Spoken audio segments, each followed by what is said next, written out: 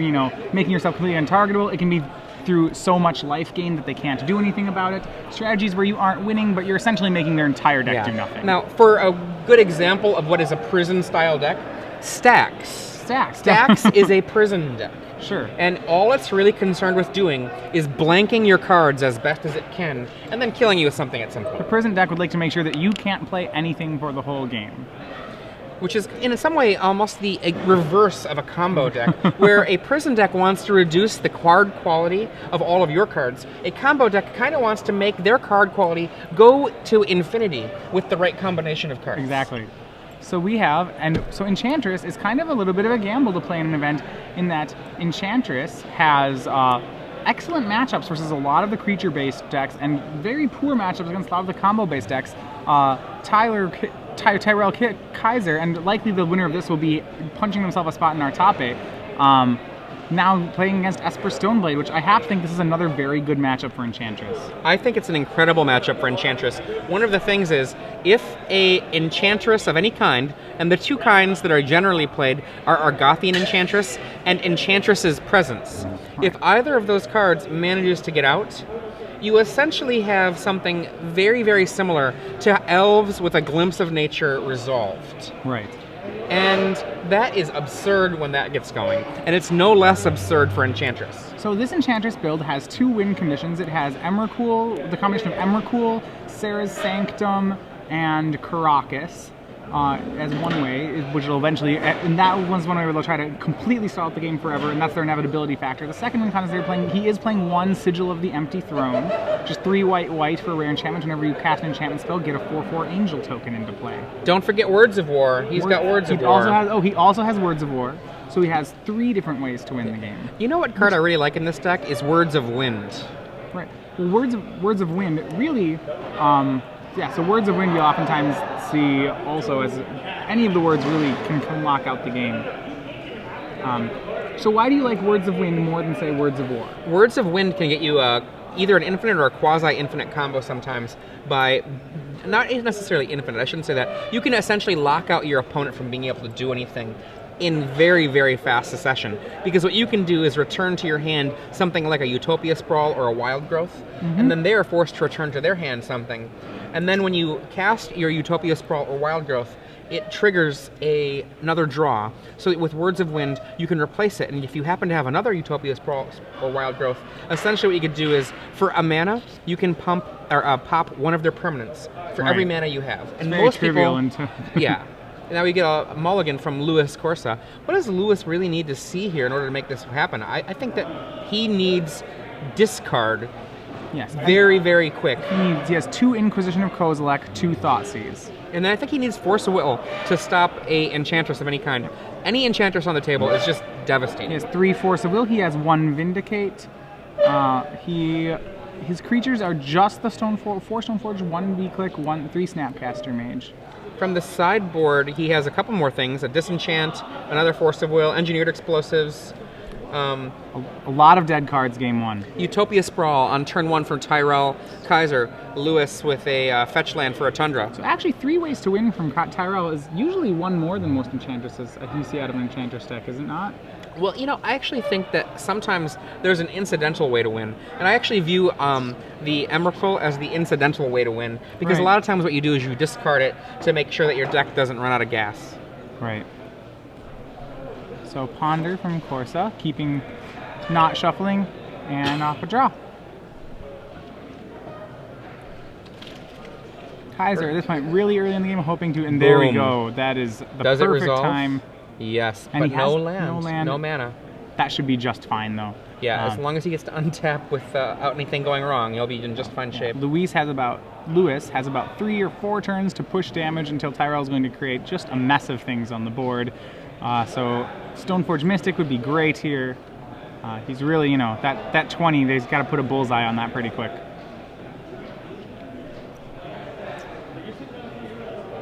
Fetches for Underground Sea. We've seen a good number of beta Underground Seas actually here at our City Sacramento. You know, it almost makes me think that there's just someone that's really good with a Sharpie.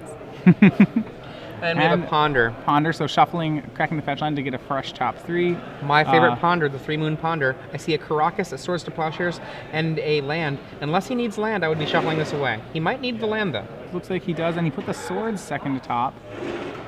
Inquisition his opponent. I see a Utopia Sprawl, a Miri's Guile, 2 replenishes. And there's something in the top. Is that a Sterling Grove? That it is a Sterling Grove. Whoa, I would probably want to get the Sterling Grove. The Sterling Grove is going to make things really hard for him. Because he has no shuffle effects, Miri's Guile is not too terrifying right now. Miri's Guile is the cheap version of Sylvan Library. Right, you get to rearrange the top 3, but you don't actually get to take any of them. And he does take the Sterling Grove. And then a land from so Tyrell Kizer would be pretty amazing here. does not have any prison elements right now in his hand. There's a Miri's Guile. Draw? And they'll show their face soon enough, but... He definitely has a Utopia Sprawl in his hand. Yeah, he might put another Utopia. He elects not to play the second Utopia Sprawl. I don't know about that. I like casting Well, because it's on a basic, I think it's really safe. To be noted that Lewis is not actually playing any Wastelands, but yeah, I don't see a real reason not to play Utopia Sprawl here. And he goes Miri's Guile. Let's check out what we got on top here. See Elephant Grass, Enchantress's Presence, and something? Well, still no land to play them. Lewis, though, really not putting the pressure on, which is great news for Tyrell. We switched him for tokens to become the Star City tokens. I mean, if that Utopia Sprawl were in play right now, is that a Wild Growth? Yeah, it's a Wild Growth. Drawing a card. Okay, 3 mana can cast an Enchantress Presence in hand. And there's a Stoneforge Mystic draw. 2 Stoneforge Mystics for Lewis Corso. In for 2. And yep, he's just got to put the pressure on now. I actually think the game is already over. In favor of Tyrell? In favor of Tyrell. Yeah, if he keeps missing lands, it's possible, but though the Elephant Grass is... So Elephant Grass has a cumulative upkeep, says black creatures are never attacking, and that other creatures have to pay 2. Yep. So particularly against a deck where Lingering Souls is its main threat, that's going to be a pretty big deal. Lewis just running the Jete and the Batterskull, no swords in the main. So no real way to push too much extra damage, and he's going to flashback Lingering Souls, though Energy Elephant Grass will probably take care of that soon. There's a Forest. That's land. And I believe a Replenish? He only plays 2 Replenish, so it can't be another one, as both those are in his hand. Okay. I want to say it's a Solitary Confinement, possibly. That could be. It's white. There's a land. Maybe there's actually another land, because I think there's a forest in the top 3. 1, 2, 3. Elephant Grass. He's got some mana floating.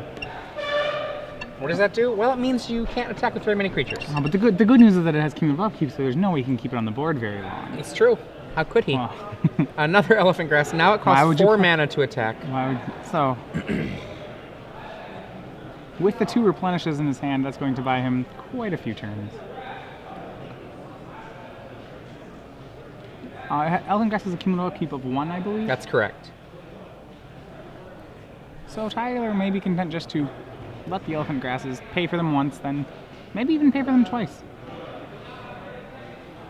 With Miri's Guile, he should be able to find extra lands. Pay them twice, replenish. He has about 9 turns of double Elephant Grass coming up.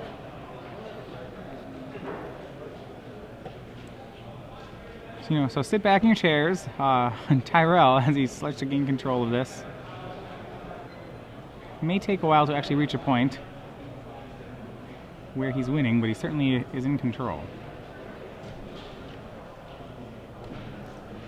The primary reason that a controlling deck that wins primarily by attacking will struggle with a deck like Enchantress, unless they have Pernicious Deed, there are just too many cards that stay on the table that they can't touch.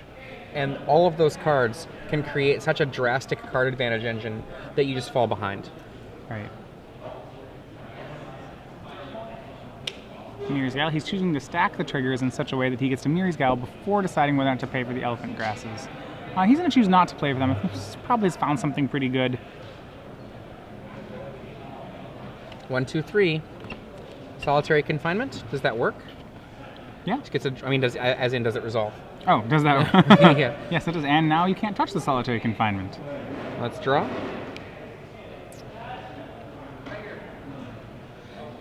I think that if I thought I saw an Enchantress's presence earlier, I was mistaken. Otherwise, I think he would have cast it at this point. Yeah, usually, yeah, I believe he would have cast it.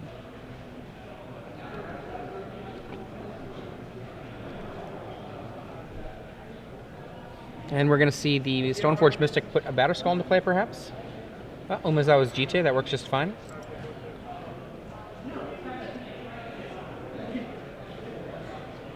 Looking at this stage of the game, with what we see happening thus far, the one Vindicate in Lewis Corso's deck is, I believe, the only way that he can beat Tyrell now, unless Tyrell isn't able to keep the Solitary Confinement in play. Right. Tyrell should be able to keep a Solitary Confinement or an equivalently annoying card in play for the rest of the game. If I was Lewis now, what I would probably do is just let Tyrell play out as much as he can to find out how he wins, and not show him any more of my deck. Even though he can perhaps presume most of the deck's choices, I would try to show him as little as possible. Right. Because, I mean, basically Tyrell is only going to lose if he messes up.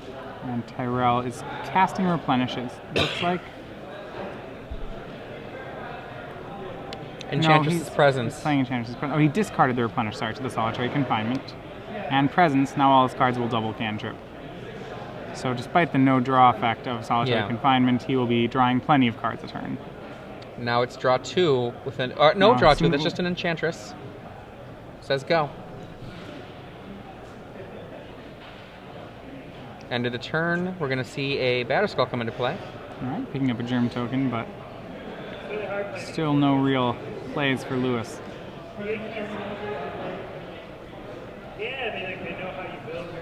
I really think that the whole germ mechanic is a really clever idea from Wizards of the Coast. Mm-hmm. Kudos, Wizards. I'm not a fan of Batterskull, but congratulations otherwise. I think Living Weapon was a great idea, and it's really fun, and they wanted to have a card, they wanted to make sure that Living Weapon, it was such a cool mechanic, they wanted to make sure that it saw some constructive play.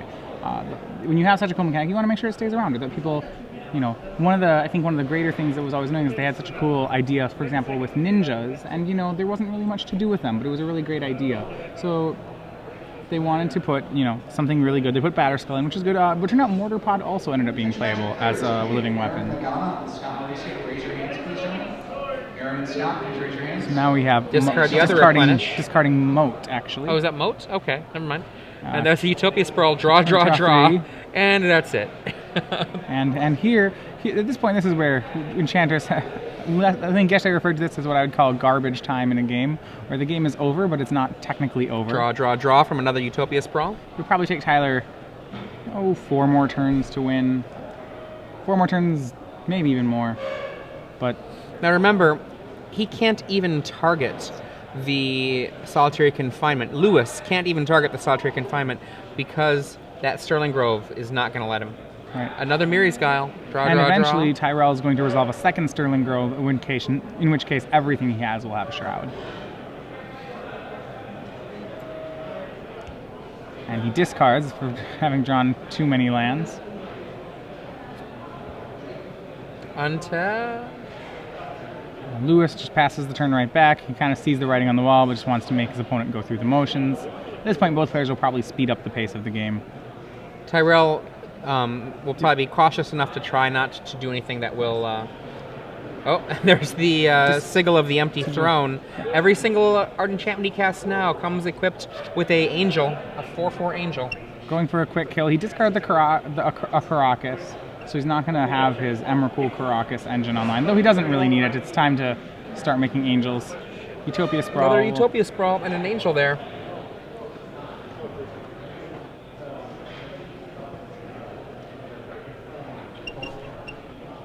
Is that a wild growth? I think so. Well, it looks yep. Wild growth, 3 more cards, another angel.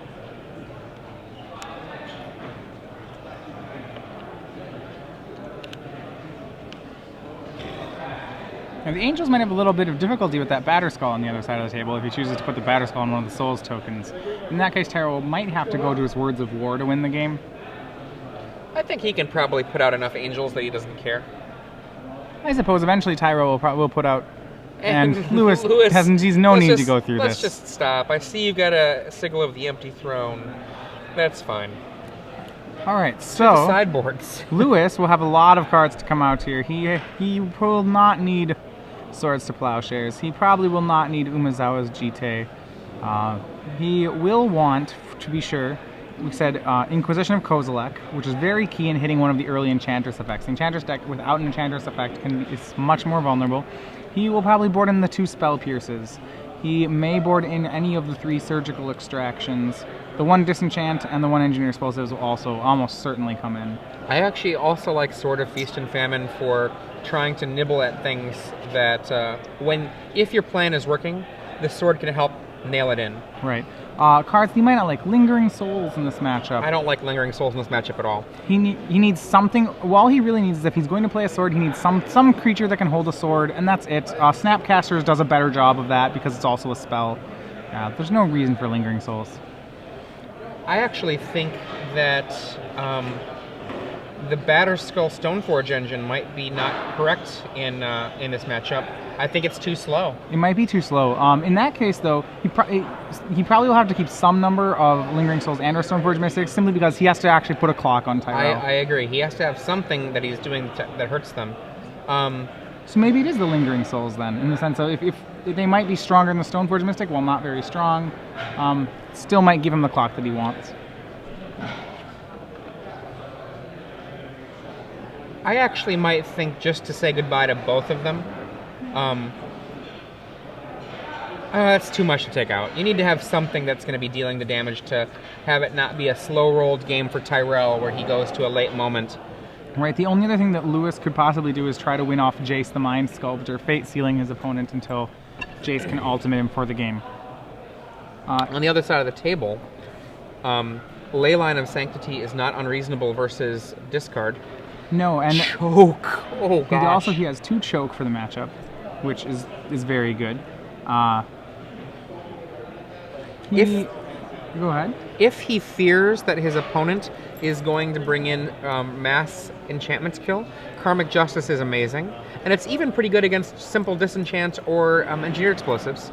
And Blood Moon is another great card just to mess with the mana of an opponent that does not have particularly resilient mana against Blood Moon. So remind us, what does Karmic Justice do? It's a card which really only sees play out of this deck. Yeah, white 2 enchantment.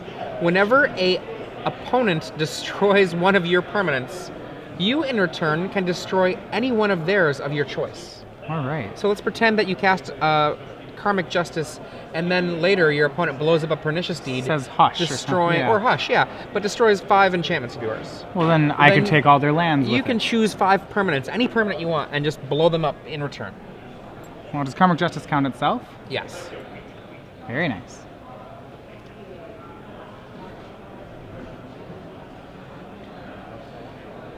Now, Tyler will have the advantage also of being able to take out a couple of the cards that are less exciting. Moat, for example, not an incredible card in this matchup. No, there's not. There aren't too many things attacking, and many of those that are able to attack do fly. So yeah, Moat will almost certainly come out. Elephant Grass is a card that you might want as a one of after sideboarding, just a tutor for, but you probably don't need 3 of. And the one of is a question mark. All right.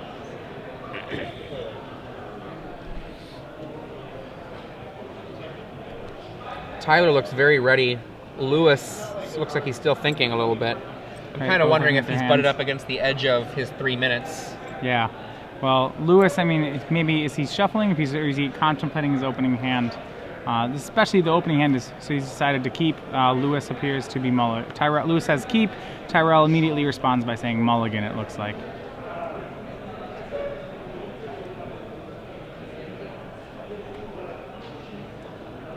So we know what kind of hand Lewis is looking for, a hand with a lot of disruption. What kind of hand is Tyrell looking for? A land with mana and any enchantress.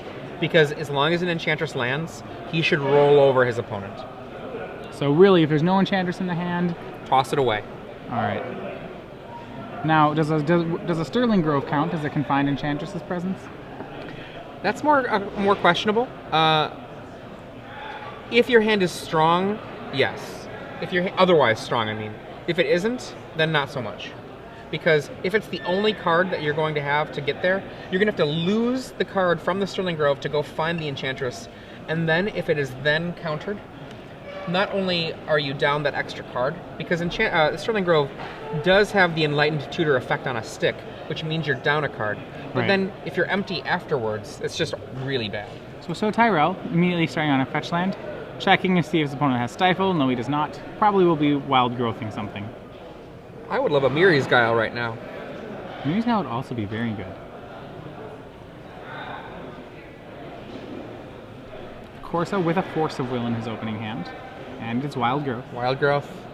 Corso has, I think, Force of Will, Brainstorm, some white cards. I think it's either a Souls or a Mystic, which is what Lewis wants to be doing right now. He wants to get probably one threat down and then sit back and play the blue game.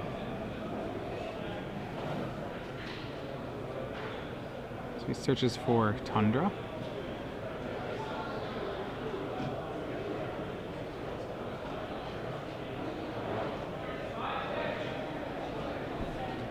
And cut. And we have Ponder. just a Ponder. My favorite Ponder. 3 moons. And what has he sided that card? What has he sided in there? Is that a Perish he's sided in? Perish is actually a reasonable word card. It kills the enchantresses. I see. And as you said before, Enchantress really struggles to operate on Enchantress, so Lewis will probably want every possible, seems like he's done his homework here, every possible answer to an Enchantress effect, so Perish seems pretty wise.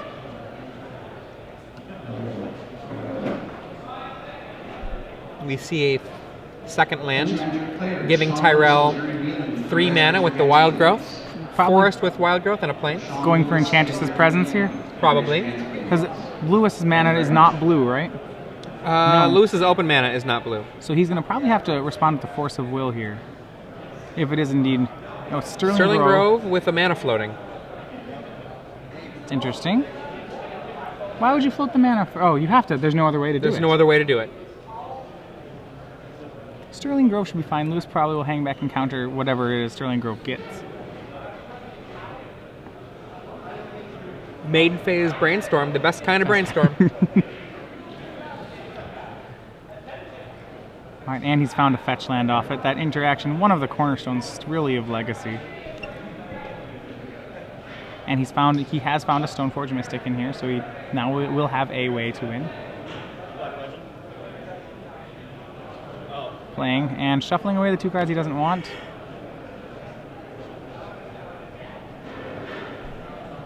I didn't believe it at first about main phase Brainstorm. It's an instant. You're not supposed to do that with instants. That's not what I was going to say. Oh. That a lot of the times, there's something about how the cards work in this format, how powerful they are. Getting them now rather than waiting makes it so that main phase Brainstorm is almost always, well, I shouldn't say almost always, is more often than not. That's a better way to put it. More often than not. Well, oftentimes correct. it's like, I mean, it is very similar to a draw 3. So if there's any of those next 3 cards that you want to cast, okay, if you're willing to pay 1 more mana for them, you can have them now. Yeah, I didn't believe that up until the point where I started actually playing Legacy fairly regularly. And when you do a count, it's actually pretty much in favor, as long as you're not being irrational about it. Upkeep. Sacrifice Sterling Grove. Probably going to get the Enchantress's presence. He's getting Choke. That's not bad. That will probably get a Force of Will. And as we call it for Stoneforge Mystic, did get Sword of Feast and Famine here. He also has Ruined Halo in his hand.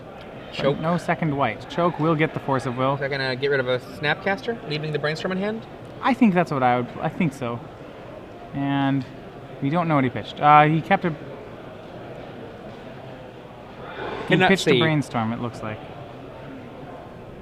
Well, we'll see soon enough. Yep, he has kept a Snapcaster. The Brainstorm is gone. Okay. Thoughtseize in hand. Let's see what you got. And this is the kind of board state. Oof. I think this is exactly the kind of game that Lewis wants to get Lewis into. can win this game. There's no Enchantress effect. He's kept his opponent off Enchantress effects. His opponent has all the prison elements, but really, if Lewis can answer them one at a time, then he should be just fine. Takes the Oblivion Ring. It's fine. Solitary Confinement is pretty weak right now. Tyrell doesn't have the fuel to really cast the spell, so he's really down to one card, which is Ruined Halo. And he can't cast the Ruined Halo right now. Yeah, so he's playing off the top of his deck. And no plays. We'll bring Sword of Here Feast and comes Famine the sword.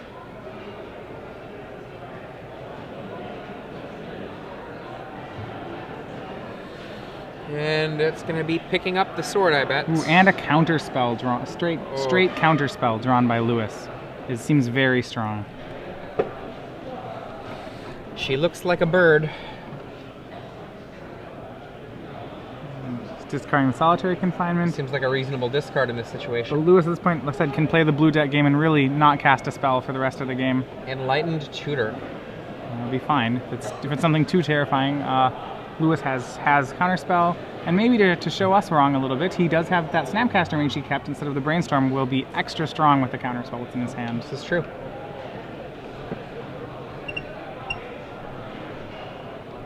From the looks of it, I would say Lewis knows what he's doing in this matchup. His sideboard seems to be, from the sideboard pairs to how he's playing it out, it seems like he's very prepared.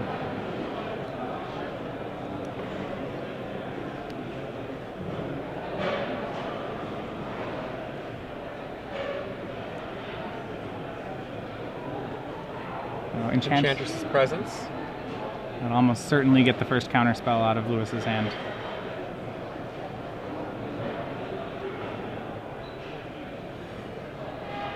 Moreover, with the Sword of Feast and Famine at work, Tyrell's hand will be whittled down to I believe about 0.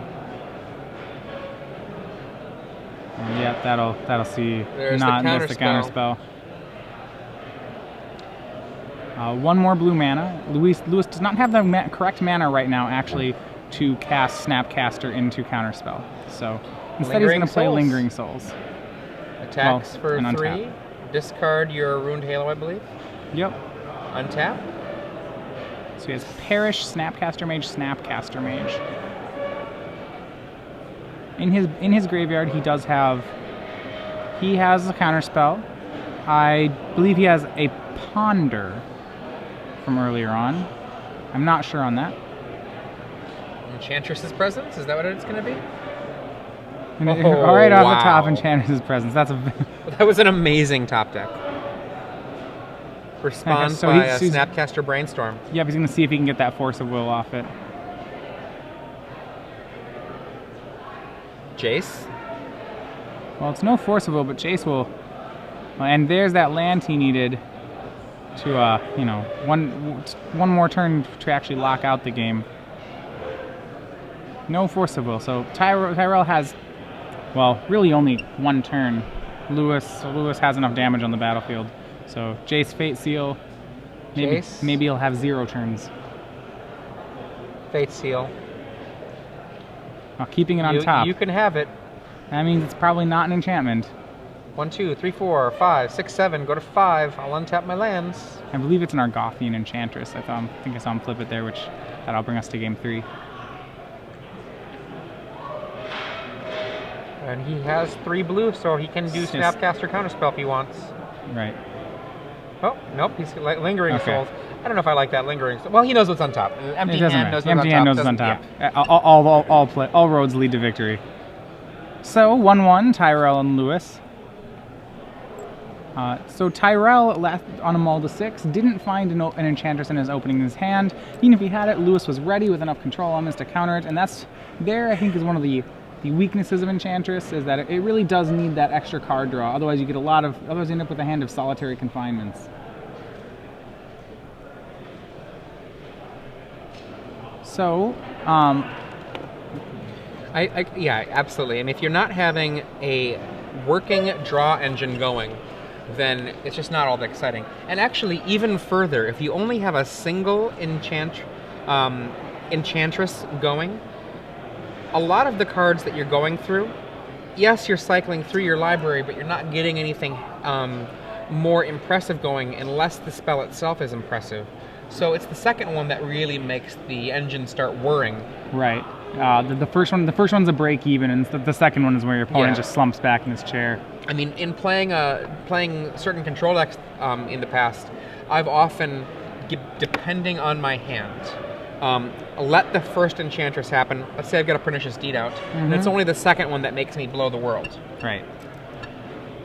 Lewis with no mass removal, I think we talked about before. We did see the 2 Perish out of the board, and the Inquisition of Kozilek.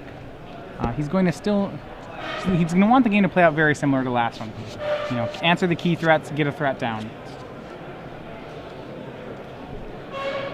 Now, fascinating, he kept in both the Lingering Souls and the Stoneforge Mystic, is what we learned. Not sure on the counts of each of them. We were predicting that he would side one of the 2 out, but... Yeah, I mean, honestly, what are the cards we think he would want to run? I think Sword of Feast and Famine, we see that. Inquisition, we see that. 2 Perish. I think Force of Will, we see that. 2 Perish, probably Zealous Persecution, that's 6 cards. And we were thinking Spell Pierce. Maybe the Spell Pierce is wrong. And Spell Pierce or Engineered Explosives. Yeah, that's 7 cards. If we start with 4 Swords to Plowshares, there's only 3 more cards you're going to be running, so maybe you just shave things down a little bit. Right. He probably the Jete is probably gone as well.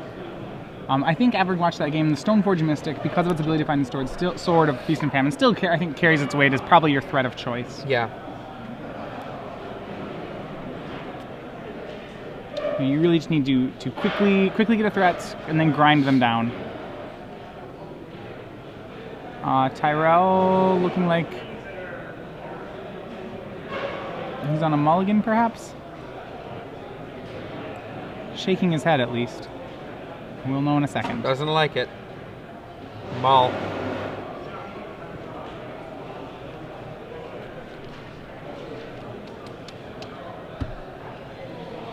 And Lewis settling in for the final game here as Tyrell finishes his mulligan. So these 2 players both undefeated. We are in round 5 of 7 at the legacy part of the Star City Games Sacramento Open. As usual, person with 2 rounds to go, XO is a great place to be in. Most often leads to the ability to draw twice into the top 8. Tyler's smiling and shuffling. Are we seeing him go to 5? What do you think about, with Magic Online, how that influences the question of draws? On Magic Online, since you're not able to intentionally draw... Well, in Magic Online, tiebreaker math becomes pretty important. Your cuts become incredibly clean because of the inability to draw. A lot more people end up staying in tournaments and not staying in tournaments as a result. You can have your second loss, and depending on when you get it, you can very much be live for top 8 still. At the same time, because of how the tiebreaker system works, getting a loss in your first round is very bad on Magic Online.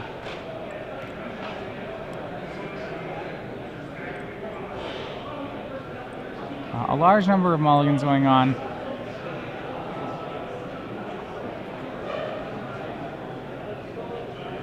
Both players seem to be chatting about it a bit. Let's see if Tyrell has something he can work with. I'll keep, he says. Forest, Utopia Sprawl. And he's really hoping, I guess, that he can resolve. So he has Ooh, 2 cards in hand. I bet you we see an Inquisition here. In the last $10 draft of the day, we will be closing signups for side events at the end of this round. For those of you who are just joining us, this is the 5th round of the Star City Games Legacy Open here in sunny California. We're in Sacramento, and both these players currently undefeated. Enchantress on the left, Inquisition of Kozilek sitting in here. Enchantress on a mull to 5. If Lewis has the counterspell, we probably let him have the Enlightened Tutor. No second land for Tyrell. Lewis just with 2 Ponders, though. He actually, 2 Ponders, Lingering Souls, Sword of Feast and Famine, and I believe another discard spell. Yeah, I don't mind getting rid of a choke ever. No. If I'm a blue player and I see a choke, I just want it gone. Right, he's leaving Tyrell with 2 cards that don't do anything by themselves, so Tyrell has no threats right now. Could be he draws City of Solitude. I love that card. Utopia Sprawl. White mana potentially floating.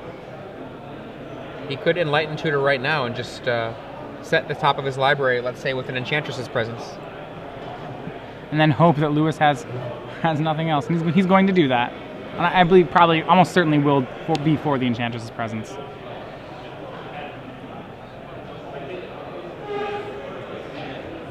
There it is. Now Lewis can't discard it. He needs to find a Force of Will. Not a Force of Will. Not a Force of Will. Or a counter spell, but he won't have the mana to do that. Doesn't have the untap mana. If he has shuffle it away. Does he have a fetch land? He does have a Brainstorm in his hand, so if he finds a fetch land, he can look at more cards by not shuffling. If there was a fetch land to but I think it's just a duel, so. I mean, it depends. At that point, he's putting them back and he's drawing one of them. The land. He did not have another land, so that was his only other land there. So I guess he kind of just was forced to keep it. And now he has to prepare for the Enchantress's presence coming into play. All right, so Tyrell having an opening. Plays the City of Solitude first. This is an enchant world, green 2. Players can only play spells on their turn, and I believe activated abilities as well. So, clearing the way for the Enchantress's presence. And Lewis with an engineered explosives. Oh. Actually, it's a little late right now. He's choosing to shuffle away the engineered explosives. He needs to have another land in order to make that work, right? Well, I actually was interested to see explosives for 1. Explosives for 1 right here.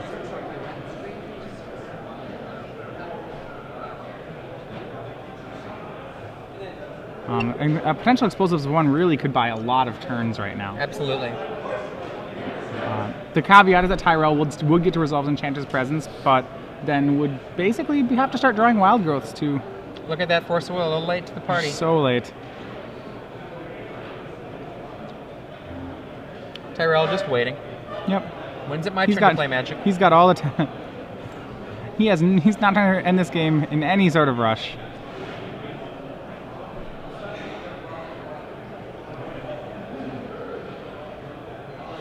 I don't know that I like that opening with City of Solitude. I think I would have liked to open with the Enchantress's presence.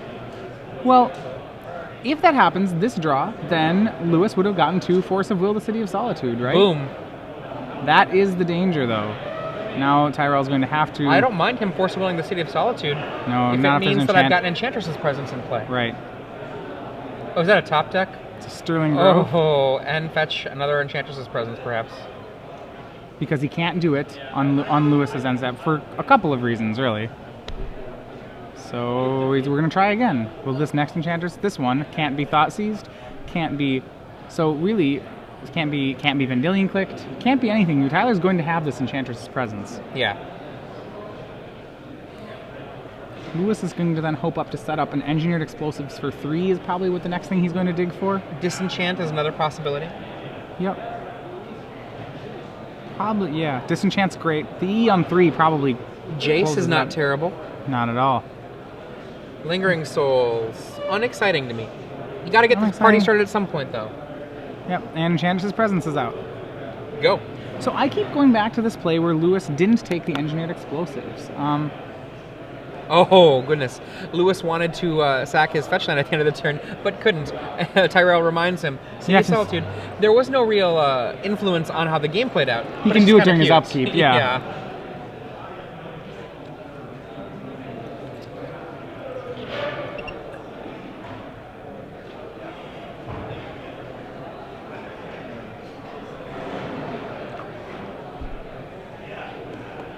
Yeah, City of Solitude, one of the classic cards of yore. A lot of people forget that it does do the activated ability thing. Right. And we've become used to that with some of the newer cards that have been printed which have the same ability. Attack for 2. And there have been a couple green, a good smattering of green cards that do that. There's Dosan, there's... Well, Defense Grid doesn't actually do it, but it's close. Off the top, Elephant Grass, draw a card. Another enchantment. Can we keep the game running? No. Go. That card's gonna... No, yeah, it can go away. He can equip, and then afterwards have the mana for the Elephant Grass, and then untap all of that land. So the card in Tyrell's hand is gonna run away. Yep, Lewis with a lot of dead counter magic in his hand. Tyrell's going to have to discard that card. So anything that Tyrell draws. What was it? It was a Ruined Halo.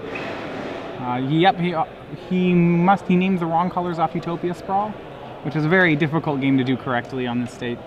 You know, your deck could give you really Sterling Grove or Ruined Halo or a bunch of wild growths, and you don't know what you're going to get. So Now they're Lingering Souls. He lets the the Elephant Grass go away. Still a difficult board for has Tyrell. to say go. That's devastating for Tyrell. Sprawls are on white and green. Okay. Oh, right. When you name a right, so Sprawls and Emrakul. Probably little early to the party there. Again, players, we'll be wrapping up silence in about 10 minutes. If you'd like to get into a side draft, we have 4 spots remaining in the last $10 draft. A Snapcaster returning a Brainstorm, perhaps? Or a Ponder? Probably a Ponder, I would think. There's so many cards in his deck that don't do anything that the greater... Actually, what he has that doesn't do anything is his counter spells in hand. Right. If he gets a fetch land, he can get rid of them. Or he can get stuck with them on top of his library. So Louis Corso actually has 8 points of power on the table, not 9. So another Enchantress's Presence. Draw a card. He wants a land here, particularly a Serra Sanctum. And Zealous Persecution. That'll kill him. That'll kill him. There we go. Louis Corso taking it down 2-1. Despite a Mold of 5, so Tyrell Kizer probably a little disappointed in the result of that matchup. It's a matchup he's looking for. The Mold of 5 in the deciding game really came back to hurt him. Yeah, I also think, honestly, that it's more important to have the Enchantress's Presence in play than to have the City of Solitude in play. Right. Having one Enchantress Presence discarded really ended up hurting him. Otherwise, he would have had 2 Enchantresses Presences. And then it's pretty much all she wrote. All right. Now, one of the great things about this, whoever's in the top 8, they're going to be going to the Invitational if they would like to. All right, and Star City SCG Live is brought to you by StarCityGames.com. In case you haven't heard, you can now qualify for an Invitational through these IQs held at your local game store. If you're looking for an Invitational qualifier, or maybe if you don't have one, you could talk to a store owner and get them excited about hosting one. You can do that by emailing scgiq@starcitygames.com, or you can visit starcitygames.com/IQ. We still have a couple of them happening this weekend. We have one in Edmonton, Alberta at the Adventurers Guild, Belmont in North Carolina at RC Games and Toys, one in Montclair, California at the Mon Store, one in Virginia Beach, Virginia at Kaboom, and the last one in Fort Wayne, Indiana at Top Shelf Games. Okay, cool. You know, I think that if I were able, I would be trying very, very hard to go. It's in Baltimore? No, not Baltimore. It's in Baltimore. It's in Baltimore. This weekend in Baltimore. This next coming weekend. This next coming weekend, a week, I really less wish 6 I could days go. from today. I mean, I have a killer standard deck. I would love to be playing it. My legacy decks are all fine. I don't know that they're great, but my standard deck, I mean, there's just so much that's awesome about the Invitational. A lot of great prizes. A lot of great prizes.